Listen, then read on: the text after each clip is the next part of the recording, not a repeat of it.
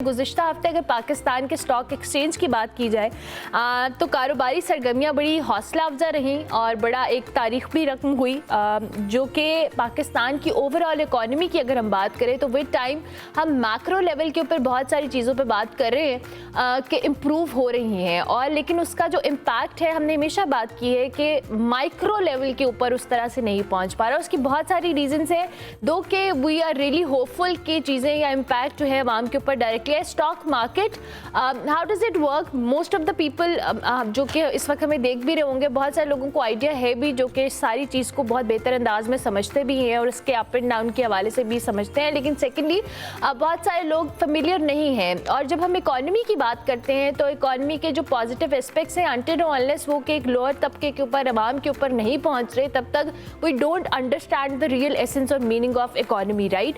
सो आज हमने इस पर बात करनी है। हमारे साथ अब्दुल रहमान नजम साहब मौजूद हैं जो कि फाइनेंशियल एक्सपर्ट है, हर चीज़ पे हमें आज प्रॉपर्ली एक्सप्लेन करने वाले हैं। अस्सलाम वालेकुम जी।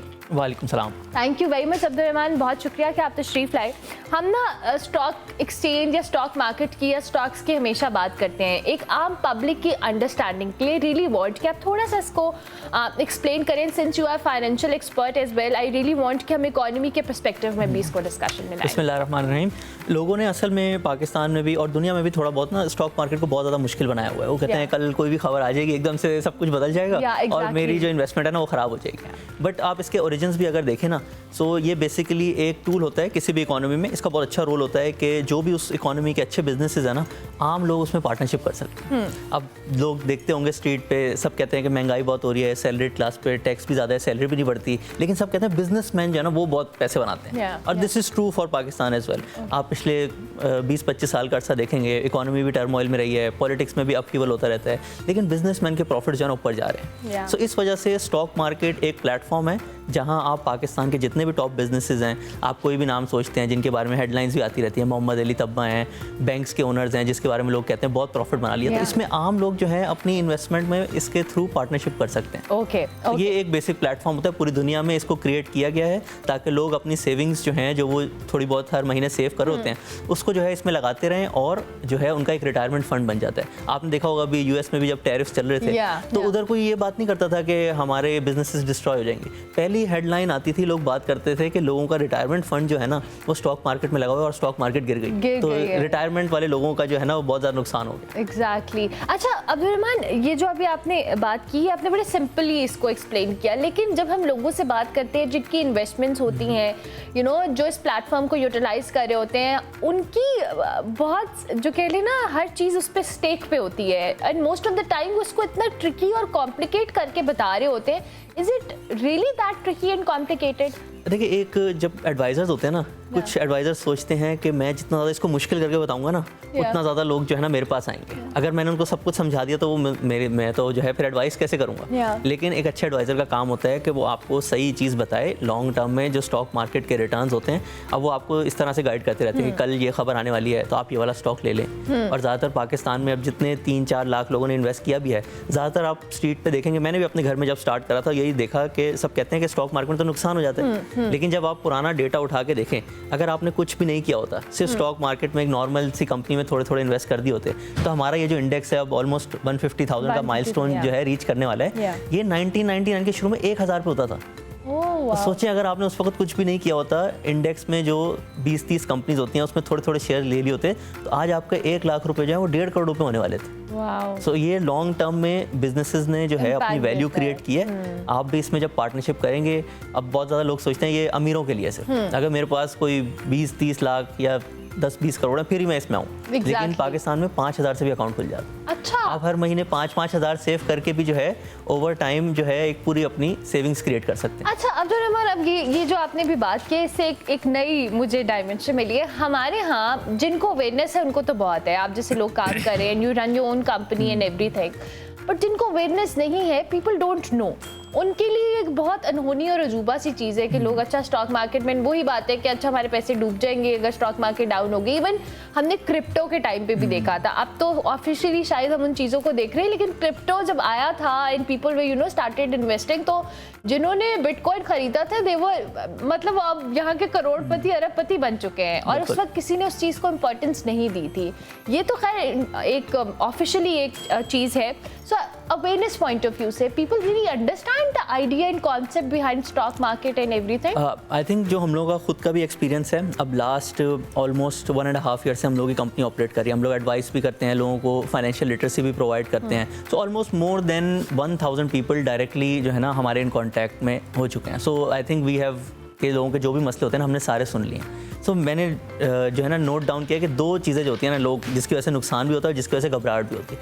पहली चीज़, लोग सोचते हैं कि पाकिस्तान में पॉलिटिक्स ना बहुत नीचे ऊपर नीचे होती है, कुछ पता नहीं होता अगले साल क्या होगा। एकदम से इंटरेस्ट रेट कभी ऊपर चले जाते हैं, कभी जो है रिजर्व्स कम हो जाते हैं। तो ऐसी जगह पे ना मैं प्लॉट में इन्वेस्ट करता हूँ। प्लॉट जो है ना सेफ है, ज़मीन है, मैं जा सकता हूँ वहाँ पे, सब कुछ कर सकता हूँ। एक स्टॉक मार्केट कभी ऊपर कभी नीचे जो है ना मुझे समझ नहीं आती। तो अब आप देखें पिछले 25-26 ईयर्स में पॉलिटिक्स में सब कुछ हुआ है, लेकिन फिर भी आप रिजल्ट देख सकते हैं। तो आपने देखना है कि जो पाकिस्तान के बिजनेसमैन है ना, वो इस टर्मोइल के बावजूद उनकी स्ट्रैटेजी और उनका जो काम करने का तरीका है वो इसको इनकॉर्पोरेट कर लेते हैं। दूसरी चीज़ जो लोगों को घबराहट देती है ना, जो वो ना अब एक पूरा दुनिया भर में कहते हैं कि आपने ना इंडेक्स इन्वेस्टिंग करनी है। जो रिसर्च नहीं कर रहा, टाइम स्पेंड नहीं कर रहा कंपनीज़ को स्टडी करने में, उसने जो है KSE 100 इंडेक्स में अगर 100 कंपनीज है ना, तो जो टॉप 20-30 होंगी ना, आप उसमें थोड़े थोड़े सब में इन्वेस्ट कर दें, ताकि कोई कंपनी ऊपर जाएगी, कोई थोड़ी सी लॉस में भी जाएंगी, तो आपका ओवरऑल रिजल्ट एक एवरेज आउट होकर अच्छा हो जाएगा। लोग एक कंपनी में इन्वेस्ट कर लेते हैं, और ज़्यादातर वो ऐसी कंपनी होती है जो कि ना इतनी अच्छी नहीं होती, छोटी कंपनी होती है। और फिर वो कहते हैं कि स्टॉक मार्केट जो है ना वो बुरी है, उससे जो है ना अच्छे रिजल्ट्स नहीं आते। आप टॉप 20 में थोड़ी थोड़ी इन्वेस्टमेंट करेंगे, संभव कहीं से तो आपको फायदा या बेनिफिट होगा। मोस्ट प्रॉब्ली उसमें से जो 20 होंगी, 2 नीचे चली जाएंगी। कोई उनका कोई ऐसा रीज़न होगा, उनका बिजनेस खत्म हो जाएगा, या उनके ओनर्स जो हैं वो सही तरीके से अपनी स्ट्रैटेजी इंप्लीमेंट नहीं कर पाएंगे। लेकिन जो बाकी 18 होंगी वो उनके लॉसेस को मोर देन कवर करेंगी। तो कंपनी की नॉलेज जब नहीं होती, लोग शेयर्स जल्दी भी बेच देते हैं, थोड़ा सा नीचे जाता है उनको घबराहट होने लग जाती है, क्योंकि वो उसका बिजनेस अंडरस्टैंड नहीं करते। तो यही 2 रीजंस हैं। अगर आप इन दोनों पे काबू पा लें, देखें हिस्ट्री तो आपको बता रही है, जो पहला वाला रीज़न था ना, हिस्ट्री आपको बता रही है कि पिछले 25-30 ईयर्स में सब कुछ हो गया पाकिस्तान। आई डोंट थिंक ऐसी चीज़ें जो नहीं हुई, उसके बावजूद भी जो है इतना अच्छा रिजल्ट है। जो सेकंड रीज़न है ना, उस पर हम लोग भी बहुत काम करते हैं अपने यूट्यूब चैनल, मेरे नाम से ही अब्दुल रहमान नजम, उस पर कंपनीज की डिटेल्ड वीडियोज़ बनाते हैं। जब एक दफ़ा आप वो देख लेना, तो आपको थोड़ा सा समझ आता है कि ये कंपनी करती क्या है। फिर अगर शेयर थोड़ा बहुत ऊपर नीचे होता भी है ना, तो आपको घबराहट नहीं होती। तो अब्दुल रहमान, ये जो आप अभी अवेयरनेस हम इस वक्त बात करें, ये वो बहुत बेसिक चीज़ें हैं और इम्पॉर्टेंट चीज़ें हैं, जिनको अगर एक आम आदमी समझ ले तो उसके लिए कहीं ना कहीं चीज़ें ईजी हो जाती हैं। सो एज अ एडवाइज़र, और हमारे पास ऐसी कंसल्टेशन कंपनीज ऑलरेडी, आपकी कंपनी तो काम करी और ऐसी है कि हम लोगों को ये अवेयरनेस दे, क्योंकि मोस्ट ऑफ द टाइम वही बात है, people are quite reluctant, they don't want to invest in stock exchange और समथिंग लाइक दैट। पाकिस्तान में ना एडवाइजर्स थोड़े से कम थे, ब्रोकरेज हाउसेस तो पिछले 20-30 सालों से बहुत ज़्यादा हैं, और आई थिंक मोर देन 100 होंगे। बट USA में भी जब ये पूरा एक आया था बूम के ज़्यादातर लोग जो है स्टॉक मार्केट में, अब वहाँ पे ऑलमोस्ट 60 से 70% लोगों का स्टॉक मार्केट अकाउंट होता है। इंडिया में भी ये 10% पे पहुँच गया। तो ये जो बूम आता है ना, ये एडवाइजर्स के थ्रू आता है, यानी कोई ऐसा बंदा जो आपको बता सके कि ऐसे होता है, आपने ये नहीं करना, शुरू के 2-3 सालों में आपको गाइडेंस दे। तो पिछले 1-2 सालों से आप भी देखते होंगे यूट्यूब पे अब फाइनेंशियल कंटेंट काफ़ी ज़्यादा बनने लगे हैं। तो 3-4 चैनल ऐसे अब आ गए हैं जो कि अच्छा सबको गाइड कर रहे होते हैं। तो पाकिस्तान एक उस बूम जो है ना उसके I think start it's on the right track, we must say. अच्छा Abdul Rahman, since you are financial expert as well, और आप मैनेजमेंट कंसल्टेंसी भी देते हैं, how to manage your finances? हम एक मैक्रो लेवल पे भी बात करेंगे और माइक्रो लेवल पे भी बात करें। देखिए, इसमें हम सबको बताते हैं कि मैंने ज़्यादा ना वॉरेन बफे के जो सारी पुरानी उनकी मीटिंग्स होती थी, वो जो बात करते थे, उन्होंने जिस तरह से लोगों को एक्सप्लेन किया, उसके थ्रू ना रिच वर्सेस पुअर माइंडसेट जब वो एक्सप्लेन करते हैं ना, तो वो 2 स्टेप्स बताते हैं कि एक बंदा है जो सेम पॉइंट से दोनों लोग स्टार्ट करते हैं। एक जो है वो आहिस्ता आहिस्ता अपनी इन्वेस्टमेंट क्रिएट कर लेता है और रिच माइंडसेट में चला जाता है, और एक होता है poor mindset. So rich versus poor mindset का जो पहला स्टेप है जिसमें डिफरेंस होता है, वो होता है सेविंग्स का। रिच माइंडसेट में आपकी सैलरी अगर 50,000 भी होगी ना, जो रिच माइंडसेट होगा ना, वो 5,000 सोचेगा कि ये मैंने साइड पे करना ही करना है। वो सोचेगा मेरी सैलरी है ही 45,000, मैंने इसी में गुजारा करना है। तो बहुत स्मॉल परसेंटेज भी हो सकती है, अगर आपकी सैलरी कम है, आपने सेव करना ही करना है। ठीक है। फिर जो सेकंड स्टेप है, जो है डिफ्रेंशिएट करता है दोनों में, वो ये है जैसे ही सेविंग्स आई, बहुत ज़्यादा लोगों के पास सेविंग्स आती हैं लेकिन वो उसको सही जगह नहीं लगाते। बैंक में रख दिए, उससे जो है रिटर्न कोई नहीं आता, या जो है डॉलर लेके रख दिए, डॉलर लॉन्ग टर्म में कोई आपको रिटर्न नहीं। गोल्ड ने फिर भी थोड़े बेहतर रिटर्न दिए। हाँ, गोल्ड फिर भी आप कह सकते हैं कि एक तरह की इन्वेस्टमेंट है पाकिस्तान में, क्योंकि डिवैल्यूएशन भी हो जाती है। तो आपने अपनी सेविंग्स को ना इन्वेस्टमेंट में कन्वर्ट करना है, उस पैसों को एक ऐसी जगह लगाना है कि फिर पैसों से खुद पैसे बने। और जब आप ये सेविंग्स करनी शुरू कर देते हैं ना, एक टाइम ऐसा आता है आफ्टर 10-15 ईयर्स कि आपका जो पोर्टफोलियो होता है या जो आपकी सेविंग्स होती हैं, उससे जो नॉर्मल रिटर्न आता है ना एक साल में, वो आपके सैलरी से ज़्यादा होता है। अच्छा। फिर आप रिटायरमेंट का सोच सकते हैं, फिर आप अपने बिजनेस क्रिएट करने का सोच सकते हैं, आप रिस्क फील नहीं करते लाइफ में। तो आप जो है अपने जो ज़रूरी एक्सपेंसेस होते हैं वो आपके कवर हो जाते हैं, और फिर आप जो है कोई अपनी लाइफ में रिस्क ले सकते हैं, कोई नया बिजनेस स्टार्ट कर सकते हैं, एक एंटरप्रेन्योर बन सकते हैं, जिसमें आप बहुत ज़्यादा वैल्यू भी क्रिएट कर सकते हैं फ्यूचर में। अच्छा अब्दुर्रहमान, ये जो फाइनेंशियल मैनेजमेंट है ना, it's a very tricky thing and very important thing, लेकिन हमारे यहाँ मैं मोस्टली अपने इर्द गिर्द भी आई फील के लोगों में सेंस नहीं है फाइनेंसेस को मैनेज करने की। और इवन हमने बहुत बड़े लेवल पे देखा है कि एक शख्स ने अपनी ज़िंदगी में अपना बिजनेस एंड एवरीथिंग बहुत पीक पे देखा है, and suddenly you hear about them, वो बहुत बुरी हालत में है, they couldn't manage their finances. ये जो फाइनेंशियल मैनेजमेंट है, it's a proper subject internationally, और लोग इसमें डिग्रीज करें, but at the same time लोगों के अंदर इस अवेयरनेस और इस सेंस को प्रिवेल करना कितना इम्पॉर्टेंट है कि how to manage your finances, ताकि आप लेटर एज में, रिटायरमेंट की एज में, you don't have to be very worried about your certain finances. कहते हैं कि जब आप रिटायरमेंट वाली एज में जाते हैं ना, दो ही चीज़ें आपके काम आती हैं, एक हेल्थ और एक वेल्थ। आपको किसी पे फिर ना डिपेंडेंट नहीं होना चाहिए। तो दुनिया भर में भी ये गैप है, ऐसा नहीं है कि सिर्फ पाकिस्तान में। आप अमेरिका में भी एग्जांपल्स देखेंगे फेमस स्पोर्ट्समैन की, आर्टिस्ट की। में तो ये है कि जो कमाया बस लगा दिया ना। वो नेचुरली उनकी गवर्नमेंट उनको थोड़ा सा सपोर्ट कर रही होती है ना, और एक थोड़ा सा बना हुआ है कि सबने थोड़े थोड़े स्टॉक मार्केट में इन्वेस्ट किए होते हैं रिटायरमेंट फंड में, तो उनकी थोड़ी सी जो है एक तरह से बचत हो जाती है। बट उधर भी जो है हैबिट्स इसी तरह की हैं। यूनिवर्सिटीज़ में आप देख लें फाइनेंशियल लिटरेसी नहीं पढ़ाई जाती, तो ये ज़्यादातर जो है यूट्यूब के थ्रू या जो लोग इसकी जो सर्विसेज प्रोवाइड करते हैं उसके थ्रू ही सबको जो है सिखाया जाता है। पाकिस्तान में अब आप ओवरऑल मैक्रो लेवल पे भी अगर आ जाएं, आप देखें हमारा इन्वेस्टमेंट टू जीडीपी रेशियो कितना कम है कंपेयर टू इंडिया। हालांकि इंडिया की इनकम और हमारी इनकम में बहुत ज़्यादा फर्क नहीं है। तो ये अगेन शो कर रहा है कि हम लोग की थोड़ी हैबिट्स जो है ना, वो फाइनेंशियल लिटरेसी से अलाइन नहीं है। हम लोग को सबको थोड़ी थोड़ी, अगेन जिसकी सैलरी कम है उसको 5-10% सेव करना चाहिए, जिनकी थोड़ी ज़्यादा है उनको 20% सेव करना चाहिए, ताकि आप जो है थोड़े सालों बाद जब आप 50 के हों या 40 के हों, तो ऐसे टाइम पे आए कि आपकी सैलरी जितनी थी, अर्निंग पावर, वो आपकी सेविंग्स आपको जो है क्रिएट करके दें, फिर आपकी लाइफ जो है बहुत अच्छी हो जाती है। बिल्कुल सही। अच्छा Abdurrahman, tell us about your company, जो आपकी कंपनी है किस तरह की सर्विसेज प्रोवाइड करती है, जो फाइनेंशियल मैनेजमेंट हो, स्टॉक मार्केट है, बिकॉज ये जो अवेयरनेस की बातें हैं इसमें आपको हमेशा कंसल्टेंसी रिक्वायर्ड होती है। और सेकेंडली मुझे कुछ ऑनलाइन प्लेटफॉर्म्स के हवाले से भी जानना है, बिकॉज हम अक्सर अपनी, मेरी नज़रों से भी गुजरता है through Instagram and through social media कि फ़लानी जगह आप हमारे साथ ये इन्वेस्टमेंट करें। ऑनलाइन इन्वेस्टमेंट्स को बड़ा इंकरेज किया जाता है, लेकिन बहुत सारे लोगों का स्कैम भी हो जाता है। तो स्कैम्स को अवॉइड करने के लिए ऑथेंटिक चीज़ों का आपको समझ आने के लिए कितना ज़रूरी है, स्टार्टिंग फ्रॉम योर कंपनी? जैसे हम लोगों ने अभी बात की कि दो गैप्स हैं लोगों की फाइनेंशियल लिटरेसी। एक तो नॉलेज बिल्कुल नहीं होती, सेविंग्स की हैबिट्स। ये हम लोग जो है अपने इन्वेस्टिंग मास्टर क्लास के थ्रू ना सबको डिटेल में, जो मतलब 3 to 4 मंथ डिटेल, उसमें हर particular type of company, cement sector कैसे काम करता है, फर्टिलाइजर सेक्टर कैसे काम करता है, तो जो हमने सेकंड सोर्स ऑफ घबराहट जैसे बताई कि लोगों को पता नहीं होता कंपनी क्या कर रही है, उसमें पूरी डिटेल करते हैं। लोगों को ये भी बताते हैं कि पाकिस्तान में बूम बस्ट साइकिल होते हैं 20-25 सालों में, उसको आपने किस तरीके से समझना है। ये हमारा फर्स्ट प्रोडक्ट होता है फाइनेंशियल लिटरेसी के गैप को कवर करने के लिए। सेकेंडली, बहुत ज़्यादा लोग जब उनको ये समझ आ जाती है, फिर आपको जो नॉर्मल रिटर्न आ रहा होता है उससे अगर एक्स्ट्रा रिटर्न चाहिए, अब लेट से अगर आप देखें वॉरेन बफे की जर्नी, उनको क्यों इतना सेलिब्रेट किया जाता है, उसका रीज़न ये है कि 1956 में जब उन्होंने स्टार्ट किया, जब से लेके आज तक एवरेज स्टॉक मार्केट जो यूएस की है वो एक साल में 9% प्रॉफिट देती है, लेकिन उनका प्रॉफिट 20%। तो जिन लोगों ने उनके साथ इन्वेस्ट किया, उनकी सेविंग्स जो है बहुत ज़्यादा तरीके से जो है वो डबल, ट्रिपल, इवन 10 टाइम से भी ज़्यादा बढ़ गई। तो सेकंड जो हमारी सर्विस होती है, जिसमें हम लोगों को बताते हैं कि टॉप कंपनीज आजकल कौन सी चल रही हैं, उनकी एक पूरी पोर्टफोलियो मैनेजमेंट होती है। उसमें हम उनको गाइड करते हैं कि हम with our team, our expertise, हमारे मोर देन 7-8 एनालिस्ट हैं जो कि हर कंपनी को गौर से देख रहे होते हैं, हम आपको गाइड करेंगे कि अभी आपको किस चीज़ में इन्वेस्ट करना चाहिए। फिर जब पाकिस्तान का अभी तो बुल मार्केट फ्रेमवर्क ऑन है, बट कल को अगर चीज़ें चेंज होती है तो हम आपको गाइड करते हैं कि वेल्थ प्रोटेक्शन भी कैसे करनी है। ओके। एंड जैसे आपने पूछा स्कैम्स, अब पाकिस्तान जो है बहुत ज़्यादा अमीर मुल्क नहीं है, लेकिन फिर भी पाकिस्तान में I think more than $5 billion के हर साल स्कैम हो जाते हैं। उसके ना 2-3 मैं स्टेप्स बताता हूँ सबको, वो अगर आप फॉलो करेंगे ना तो आप 99% स्कैम से बच जाएंगे। फर्स्ट इज़, जब आप फाइनेंशियल लिटरेसी थोड़ी सी सीख जाएंगे ना, आपको समझ आएगा कि दुनिया के जो टॉप इन्वेस्टर्स हैं वो भी साल का उनका रिटर्न है 20%, सही है, यानी कि महीने का अराउंड 1.5 से 2%।